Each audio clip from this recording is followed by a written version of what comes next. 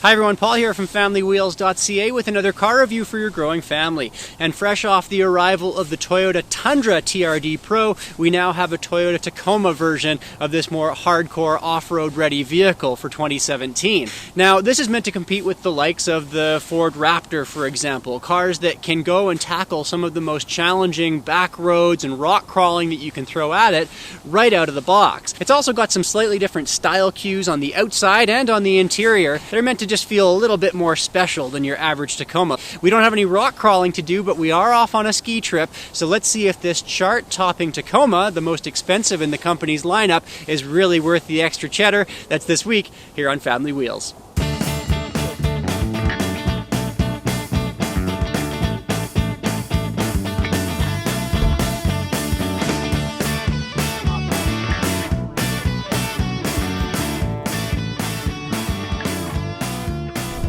So you can get into a TRD Pro Tacoma with the 6-speed manual transmission at just over $50,000, or this automatic 6-speed that I'm driving this week comes in at over $53,000. Now, considering that you can get into a double cab Tacoma with exactly the same engine on board with 4-wheel drive, what makes it worth all that extra money? There's a pretty long list, actually. This is not just badging. This truck has been very much tuned for the off-road world. Well, let's rattle off the list, shall we? Because it's a long one, starting off with this heritage Toyota front grille up front, which I really like the look of. I think that it kind of throws back to the old Land Cruisers of days gone by, and it makes it stand out from the crowd a little bit. We also have super bright Rigid Industries LED fog lamps. Now, these are not just your run-of-the-mill fog lights. These are designed by a company that is off-road oriented, and they cast a lot of light onto the trail or the road that you're driving along. We also have these black alloy wheels with Wrangler all-terrain Kevlar reinforced tires on board. A nice combination, although what we have right now are Blizzaks on board because we're driving in more winter conditions. I imagine that those tires are going to be even noisier than what we're dealing with here, and this is still a noisy ride as it is. I'm rating about 71 decibels at 100 kilometers an hour. That's on the noisy end. That puts it right in line with the Ford Raptor that we were driving around a few weeks ago. Also, like the Raptor, we have Fox shock absorbers on board, an extra 1 inch of lift in this vehicle also compared to the regular Tacoma with 4x4, and we have the Trd Reservoir Suspension Kit that I talked about in the TRD Pro edition of the Tundra as well. And what this does is, you know how you talk about brake fade, how if you're driving around the track all day long, eventually the brakes are going to give out on you and you're not going to have as good brake response as you'd like? Well, the same thing happens with your suspension if you're off-roading in it all day long in really punishing environments. The suspension winds up frothing and foaming. It means that you've got far less fade, and this truck is going to be able to take abuse all day long. We also have TRD-tuned rear leaf springs. We have a locking rear differential. This is all the off-road kit that I'm talking about here. And then this is really cool. In the automatic edition of this truck, you also get this crawl control function, which is right up above me here in the cab. Basically, you come up to a really difficult piece of off-roading terrain, and you set the speed at which you want to travel between 1 and 5 kilometers an hour, and you slowly crawl over that terrain. The truck does all the heavy lifting for you. It deals with slippage, it deals with throttle control, it deals with braking. So it's basically like you're a hardcore off-road driver, but you don't have to do much thinking. Basically, you're just in charge of steering the thing, essentially. Now, this might not be for everyone. Hardcore off-roaders might say that this is cheating, but if you are just trying to get into the woods and you don't have that skill set, this could be a good way to go. If it were me here with the TRD Pro, I think it's amazing that you can still get this truck with a 6-speed manual transmission, but if you go that way, it is a little bit cheaper, but you also lose this crawl control function, so you have to weigh that out. What's important to you? I would go with the stick. Now, here on the interior of the TRD Pro, just a couple little things to differentiate it from the regular Tacoma. We've got this red stitched gear shift knob, and we have TRD Pro stamped across the back headrest here. Subtle little things, but in general, I love the way this truck looks, especially from the outside. I'm a fan of the Tacoma's new styling as it is, but this takes it to the next level. Now, unlike that TRD Pro edition of the Tundra that we were driving last year, which did have some features that were unique to the Canadian market, I was hearing from American buyers who were saying, hey, how come we don't get a sunroof down here? This TRD Pro edition of the Tacoma is exactly the same north of the border as it is south of the border. Just, different instrumentation in front of you for kilometers versus miles, but that's basically it. Now, in terms of how this truck drives on the road, which is where most of these vehicles are going to be spending most of their lives after all, it's a little bit numb in terms of steering feel. And I found this with the regular Tacoma as well. But it's when we get this truck onto more windy, weaving mountainous roads that I'm noticing more of a difference here with the TRD Pro. Because of that extra little bit of lift kit, it does tend to want to roll around a little bit. I was worried that that might result in poorer fuel economy.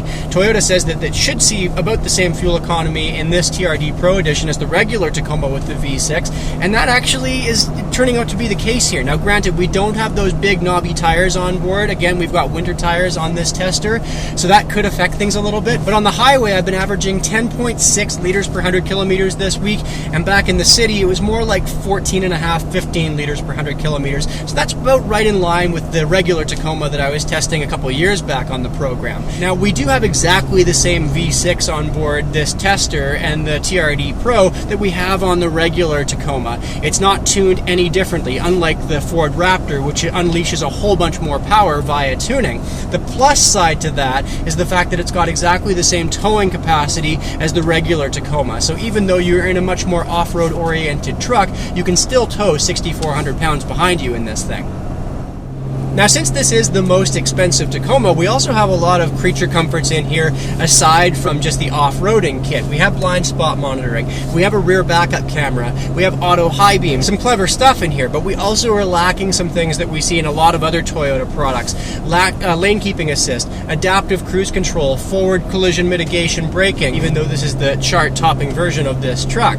It's pretty basic in here, and this is normally where I chime in with a Toyota review because I do have a hard time with their interiors. They're kind of cheap feeling, a lot of weird button placement, and when we compare this to the likes of the GMC Canyon or the Platinum Reserve edition of the Nissan Titan, this pales in comparison. The interior is way behind, but it's somehow endearing here in the Tacoma. I really like it. You don't want it to feel like it's too well finished in a truck that's meant to be off-road oriented and a bit more basic. One thing I can't forgive though is this Toyota Camry style steering wheel. It feels like it's been robbed out of my granny's old Toyota Avalon, and it doesn't fit the character of an off-road inspired pickup truck. Another thing that bothers me is just the general driver position. I'm having a hard time finding the right spot for me, and that's because, well, get this, at $53,000 the driver's seat is not power adjustable. You have to adjust it manually. It's also not height adjustable, so I'm kind of stuck here at this specific height even though I am 6'2". I'd like it lower. And then you couple that with the fact that the steering wheel, the granny steering wheel, is only adjustable height wise and not telescoping. It's difficult for me to get really comfortable in this truck. Now I know what you might be saying here. You might be saying, yeah, but I like a more basic truck. I like something that's more utilitarian and has manual controls because it's less stuff to go wrong, and that's what the Tacoma is all about. And I completely agree with you. I like that. But a $53,000 basic utilitarian truck kind of seems like an oxymoron to me. I do like this waffle pattern on the seats though. I think it looks good, it kind of stands out from the crowd, but they don't have these perforations that we're seeing in so many cars right now. I've talked about how difficult they are to clean up in so many vehicles. If you've got kids in the back seat making a mess, or you walk in here after a mountain bike ride and you're all muddy, these are going to be far easier to wipe down. But these seats are really not very comfortable. I've only been driving for about 90 minutes now, and already my butt's falling asleep. And again, the driver position is difficult to find. It's just not much of a car to go cruising on a long road trip in, and the same goes for the back seat. Let's go take a look. Well, the last time that I spoke with you from the back seat of a Tacoma was when this latest generation of the regular Tacoma came out a couple of years back, and I was disappointed by the second row, and it continues to be the case here in the TRD Pro. The interior dimensions are exactly the same. You can only get this truck with the double cab, and you'd think that would give you the legroom and headroom that you'd need, but that's just not the case. It's tight back here. I'm 6'2", and my headroom is just about maxed out, but it's legroom that's the real problem. I've adjusted my driver's seat for a driver driver who's about 6 feet tall, and even still, my knees are jammed up against the back of the seat. My knees are practically up around my ears. Another thing is that the seating position is really rather upright. This is not a nice place to sit, and I wouldn't want to be back here for more than an hour-long drive. This also creates a problem on the car seat front. Front-facing car seats, you're going to be able to get away with them, although kids are probably going to be kicking the back of these seats quite a bit if they've got longer legs, but rear-facing car seats are the real problem. Once you flip these car seats around for younger kids, I talked about this in my previous review of this truck, we have about 6 inches of legroom up front there, which pretty much renders the front seat of this vehicle useless once you do have a rear-facing car seat in place. That's so close that I wouldn't feel safe throwing even a young kid whose legs can fit in that space into that front seat because the airbags would be so close to them. If there was just a little bit more legroom back here, it would make it so much more usable. To compare this to, say, the Honda Ridgeline, same category of vehicle, it has that bit of extra space and really edges out the Tacoma in terms of backseat comfort.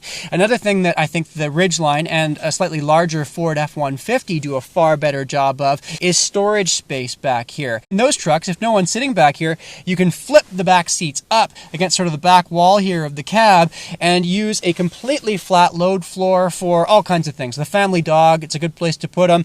If you have a big toolbox, a good place for that as well. Tacoma has this weird system that I don't understand it. It's multi-staged. It means that the driver's seat has to slide way further than I'd like to be sitting as a tall person, and it winds up having this storage space that's sitting really high in the truck, and it's also not level. So it's too high for the family dog to jump in on. It's not level, so stuff's going to be rolling around all the time. As much as I love the Tacoma, this back seat does not make sense to me, and Toyota could have done a far better job making this a more usable space. Now, speaking of that, let's talk about the box on this truck, because obviously that's where you're going to be throwing most of your stuff. The only size of box that you can get on the TRD Pro is 5 feet long, and that means that the overall length of the truck is going to be shorter, which is better for off-roading, but it also means that at 5 feet, it's not a particularly usable bed. You can see here that even my pair of skis that I've got ready for this trip have to go off on an angle in order for them to fit. It's going to be tight. Trips to the garden center, sure. Mucky gear after a big hike, absolutely. But if you're going to use this as a work truck, or if you're going to have a big construction job that you want to do at home, you're not going to be able to fit much back here. You're certainly not going to be a particularly popular truck friend when it comes to moving day either. That could be a good thing, though. Well, the Tacoma TRD Pro really does join a fairly exclusive club of hardcore, off-the-shelf, off-road ready vehicles. And it's cool to see that Toyota is jumping in headfirst into this segment with the addition of the 2017 4Runner into the TRD Pro line as well. I hope to get that review for you sometime within the next month, so keep your eyes peeled for that too. Toyota, when I was talking with earlier this week, say that the addition of the Tundra last year in the TRD Pro line was kind of a bit of a testing the waters scenario, and they were blown away by the level of interest and the sales that they saw in the TRD Pro edition of the Tundra. They're expecting the same here for the Tacoma, but my concern with this truck, while it does look fantastic from the outside and it really does bring out my inner kid, I could look at it all day, especially in this cement color. It's really grown on me this week, but it's once you hop inside that you really see its shortcomings. For long haul driving, it's really not that comfortable, and the true Achilles heel of this vehicle is the back seat. If you're thinking at all about starting a family sometime in the next few years, really think twice about the Tacoma. This goes for any Tacoma because it's a pinch back there, and you're really going to find that it's not particularly usable. So if you do want a TRD Pro edition of a vehicle, I'd consider also looking hard at the Tundra, because it's going to be that much more usable, and I found the seats in that truck far more comfortable than what we're dealing with here. But I'd love to know what your thoughts are on this Tacoma. Could you make it work for a family? Perhaps you are. Let us know your tricks. Also, please subscribe while you're at it, and then next time I see you in about 7 days from now, we're going to be in the Nissan Pathfinder, the 2017 edition of that vehicle. We'll see how that one stacks up for families. Until then, I'm off skiing. Have a great week, and we'll see you in 7 days.